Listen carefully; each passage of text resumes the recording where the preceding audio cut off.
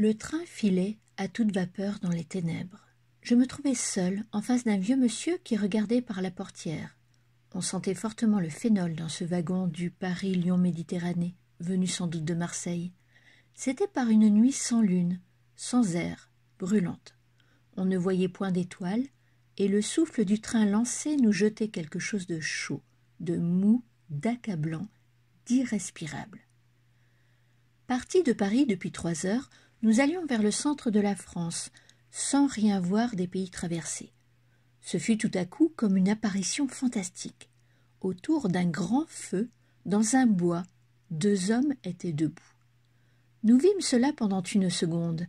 C'étaient, nous sembla-t-il, 2 misérables haillons, rouges, dans la lueur éclatante du foyer, avec leurs faces barbues tournées vers nous, et autour d'eux, comme un décor de drame, les arbres verts d'un vert clair et luisant, les troncs frappés par le vif reflet de la flamme, le feuillage traversé, pénétré, mouillé par la lumière qui coulait dedans. Puis, tout redevint noir de nouveau. Certes, ce fut une vision fort étrange. Que faisaient-ils dans cette forêt, ces 2 rôdeurs? Pourquoi ce feu dans cette nuit étouffante? Mon voisin tira sa montre et me dit « Il est juste minuit, monsieur. Nous venons de voir une singulière chose. » J'en convins, et nous commençâmes à causer, à chercher ce que pouvaient être ces personnages. Des malfaiteurs qui brûlaient des preuves, ou des sorciers qui préparaient un philtre. On n'allume pas un feu pareil à minuit, en plein été, dans une forêt, pour cuire la soupe. Que faisaient-ils donc? Nous ne pûmes rien imaginer de vraisemblable. Et mon voisin se mit à parler. C'était un vieil homme dont je ne parvins point à déterminer la profession. Un original, assurément, fort instruit, et qui semblait peut-être un peu détraqué. Mais sait-on quels sont les sages et quels sont les fous dans cette vie où la raison devrait souvent s'appeler sottise et la folie s'appeler génie? Il disait « Je suis content d'avoir vu cela. J'ai éprouvé pendant quelques minutes une sensation disparue. Comme la terre devait être troublante autrefois, quand elle était si mystérieuse. À mesure qu'on lève les voiles de l'inconnu, on dépeuple l'imagination des hommes. Vous ne trouvez pas, monsieur, que la nuit est bien vide et d'un noir bien vulgaire depuis qu'elle n'a plus d'apparition? On se dit, plus de fantastique, plus de croyances étranges. Tout l'inexpliqué est explicable. Le surnaturel baisse comme un lac qu'un canal épuise. La science, de jour en jour, recule les limites du merveilleux. Eh bien, moi, monsieur, j'appartiens à la vieille race qui aime à croire. J'appartiens à la vieille race naïve, accoutumée à ne pas comprendre, à ne pas chercher, à ne pas savoir, faite aux mystères environnants et qui se refuse à la simple et nette vérité. Oui, monsieur, on a dépeuplé l'imagination en surprenant l'invisible. Notre terre m'apparaît aujourd'hui comme un monde abandonné, vide et nu. Les croyances sont parties qui la rendaient poétique. Quand je sors la nuit, comme je voudrais frissonner de cette angoisse qui fait se signer les vieilles femmes le long des murs des cimetières et se sauver les derniers superstitieux devant les vapeurs étranges des marées et les fantasques feux follets. Comme je voudrais croire à ce quelque chose de vague et de terrifiant qu'on s'imaginait sentir passer dans l'ombre. Comme l'obscurité des soirs devait être sombre, terrible autrefois, quand elle était pleine d'êtres fabuleux, inconnus, rôdeurs méchants dont on ne pouvait deviner les formes, dont l'appréhension glaçait le cœur, dont la puissance occulte passait les bornes de notre pensée, et dont l'atteinte était inévitable. Avec le surnaturel, la vraie peur a disparu de la terre, car on n'a vraiment peur que de ce qu'on ne comprend pas. Les dangers visibles peuvent émouvoir, troubler, effrayer. Qu'est-ce cela auprès de la convulsion que donne à l'âme la pensée qu'on va rencontrer un spectre errant, qu'on va subir l'étreinte d'un mort, qu'on va voir accourir une de ces bêtes effroyables qu'inventa l'épouvante des hommes? Les ténèbres me semblent claires depuis qu'elles ne sont plus hantées. Et la preuve de cela, c'est que si nous nous trouvions seuls tout à coup dans ce bois, nous serions poursuivis par l'image des deux êtres singuliers qui viennent de nous apparaître dans l'éclair de leur foyer, bien plus que par l'appréhension d'un danger quelconque et réel. Il répéta « On n'a vraiment peur que de ce qu'on ne comprend pas. » Et tout à coup un souvenir me vint, le souvenir d'une histoire que nous conta Tourguenieff un dimanche chez Gustave Flaubert. L'a-t-il écrite quelque part? Je n'en sais rien. Personne plus que le grand romancier russe ne sut faire passer dans l'âme ce frisson de l'inconnu voilé, et dans la demi-lumière d'un conte étrange, laisser entrevoir tout un monde de choses inquiétantes, incertaines, menaçantes. Avec lui, on la sent bien, la peur vague de l'invisible, la peur de l'inconnu qui est derrière le mur, derrière la porte, derrière la vie apparente. Avec lui, nous sommes brusquement traversés par des lumières douteuses, qui éclairent seulement assez pour augmenter notre angoisse. Il semble nous montrer parfois la signification de coïncidences bizarres, de rapprochements inattendus de circonstances en apparence fortuites, mais que guiderait une volonté cachée et sournoise. On croit sentir avec lui un fil imperceptible qui nous guide d'une façon mystérieuse à travers la vie, comme à travers un rêve nébuleux dont le sens nous échappe sans cesse. Il n'entre point hardiment dans le surnaturel comme Edgar Poe ou Hoffmann. Il raconte des histoires simples où se mêle seulement quelque chose d'un peu vague et d'un peu troublant. Il nous dit aussi ce jour-là, on n'a vraiment peur que de ce qu'on ne comprend point. Il était assis ou plutôt affaissé dans un grand fauteuil, les bras pendants, les jambes allongées et molles, la tête toute blanche, noyé dans ce grand flot de barbe et de cheveux d'argent qui lui donnait l'aspect d'un père éternel ou d'un fleuve d'eau vide. Il parlait lentement, avec une certaine paresse qui donnait du charme aux phrases, et une certaine hésitation de la langue un peu lourde qui soulignait la justesse colorée des mots. Son œil pâle, grand ouvert, reflétait comme un œil d'enfant toutes les émotions de sa pensée. Il nous raconta ceci. Il chassait, étant jeune homme, dans une forêt de Russie. Il avait marché tout le jour, et il arriva vers la fin de l'après-midi sur le bord d'une calme rivière.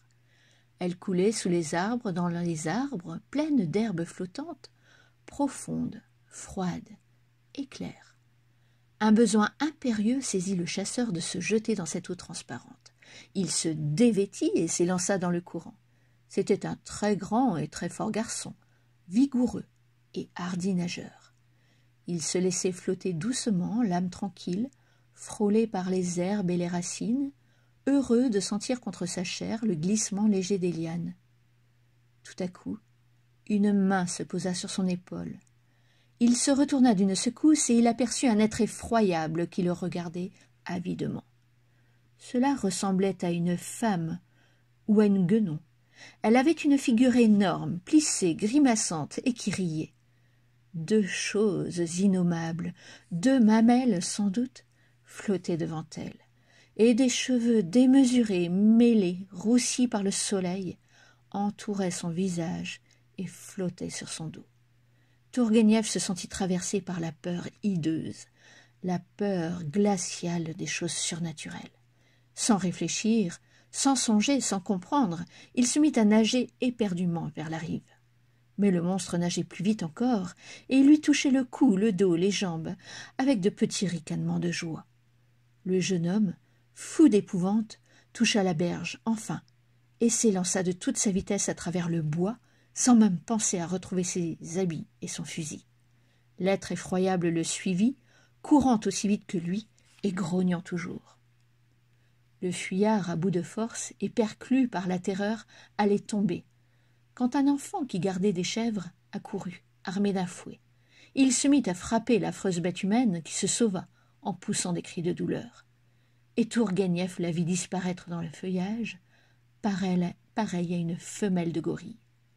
C'était une folle qui vivait depuis plus de 30 ans dans ce bois, de la charité des bergers, et qui passait la moitié de ses jours à nager dans la rivière. Le grand écrivain russe ajouta « Je n'ai jamais eu si peur de ma vie, parce que je n'ai pas compris ce que pouvait être ce monstre. » Mon compagnon, à qui j'avais dit cette aventure, reprit « Oui, on n'a peur que de ce qu'on ne comprend pas.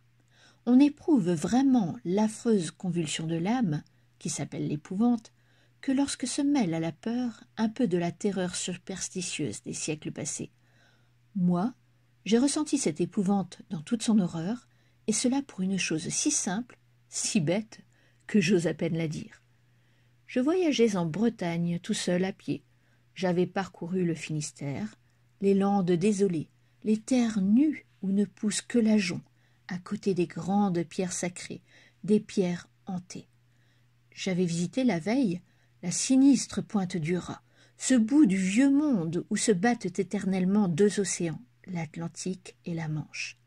J'avais l'esprit plein de légendes, d'histoires lues ou racontées sur cette terre des croyances et des superstitions. Et j'allais de Pamar à Pont-l'Abbé, de nuit. Connaissez-vous Pamar? Un rivage plat, tout bas, plus bas que la mer, semble-t-il. On la voit partout, menaçante et grise, cette mer pleine d'écueils baveux comme des bêtes furieuses. J'avais dîné dans un cabaret de pêcheurs, et je marchais maintenant sur la route droite entre deux landes. Il faisait très noir. De temps en temps, une pierre druidique, pareille à un fantôme debout, semblait me regarder passer, et peu à peu entrait en moi une appréhension vague. De quoi? Je n'en savais rien. Il est des soirs où l'on se croit frôlé par des esprits, où l'âme frissonne sans raison, où le cœur bat sous la crainte confuse de ce quelque chose d'invisible que je regrette, moi.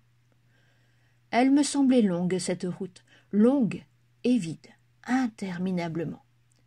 Aucun bruit que le ronflement des flots là-bas, derrière moi. Et parfois, ce bruit monotone et menaçant semblait tout près, si près que je les croyais sur mes talons, courant par la plaine avec leur front d'écume, et que j'avais envie de me sauver, de fuir à toutes jambes devant eux. Le vent, un vent bas, soufflant par rafales, faisait siffler les ajoncs autour de moi, et bien que j'allasse très vite, j'avais froid dans les bras et dans les jambes, un vilain froid d'angoisse. Oh, comme j'aurais voulu rencontrer quelqu'un, parler à quelqu'un. Il faisait si noir que je distinguais à peine la route maintenant.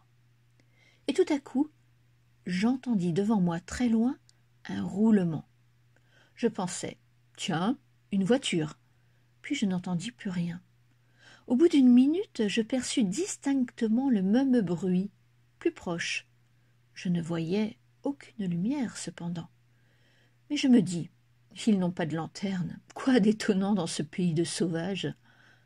Le bruit s'arrêta encore, puis reprit, il était trop grêle pour que ce fût une charrette, et je n'entendais point d'ailleurs le trot du cheval, ce qui m'étonnait, car la nuit était calme. Je cherchais. Qu'est-ce que cela? Il approchait toujours, et brusquement une crainte confuse, stupide, incompréhensible me saisit. Qu'est-ce que cela? Il approchait vite, très vite. Certes, je n'entendais rien qu'une roue, aucun battement de fers ou de pieds, rien. Qu'était-ce que cela? Il était tout près, tout près. Je me jetai dans un fossé par un mouvement de peur instinctive, et je vis passer contre moi une brouette qui courait, toute seule, personne ne la poussant. Oui, une brouette toute seule.